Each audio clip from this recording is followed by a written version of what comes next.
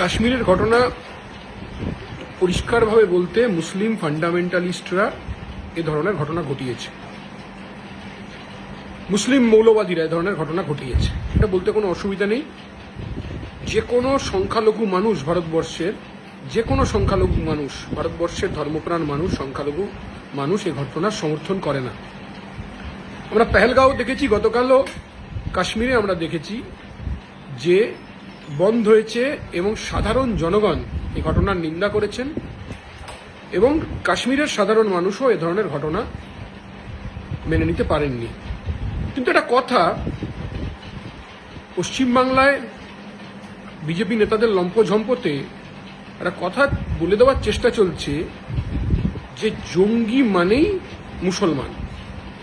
ঠিকই তো, এখানে আমি বলছি তো যে মুসলিম ফান্ডামেন্টালিস্টরা, লস্করি তৈবা যাদেরকে দিয়ে অপারেট করায় তারা সংখ্যালঘু। আচ্ছা, ইন্দিরা গান্ধীকে মেরেছিল কারা? কে মেরেছিল ইন্দিরা গান্ধীকে? রাজীব গান্ধীকে মেরেছিল কারা? তারাও জঙ্গি, তাদেরও ধর্ম দেখবো না। এটা না দেখে সবাই মিলে কি 24 ঘন্টা তো হয়ে গেল তো? শুভেন্দু অধিকারী এত লম্পঝম্প করলেন, লাফালেন গতকাল এয়ারপোর্টে, হাত পা ছুড়লেন, 24 ঘন্টা মোদীকে সময় দিলাম, কোথায়? ধরতে পারলেন না তো? ঠিক একই জায়গায় যখন অমিত শাহ গিয়ে পৌঁছলো 450 মিলিটারি, সেদিন পুলিশ কোথায় ছিল?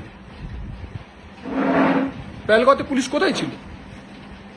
বিভিন্ন সাংবাদিকরা 7 দিন 8 দিন আগে থেকে যে পোস্ট করেছেন, জয়ন্তবাবু যে পোস্ট করেছেন, কেন কাশ্মীরে তো প্রধানমন্ত্রীর 19 তারিখ যাওয়ার কথা ছিল, বাতিল হলো কেন?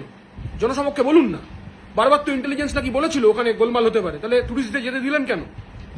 সবচেয়ে খারাপ যেটা এই ঘটনা, এটা কথা ঠিকই যে কোনোদিন এরকম অতীতে টুরিস্টদের ওপর এরকম আক্রমণ কোনোদিন হয়নি। যারা মেরেছে, যারা পশুর চেয়ে অধম, এভাবে মারা যায় না। কিন্তু তার মানে এটা না যে সব জঙ্গি মানেই মুসলমান, দুনিয়ার সব মুসলমানই জঙ্গি। এই ধরনের কথার সাথে যারা একমত হতে চাইছেন তারা এই লস্করি তৈবার মতো জঙ্গি সংগঠনকে সুবিধা করে দিতে পারেন।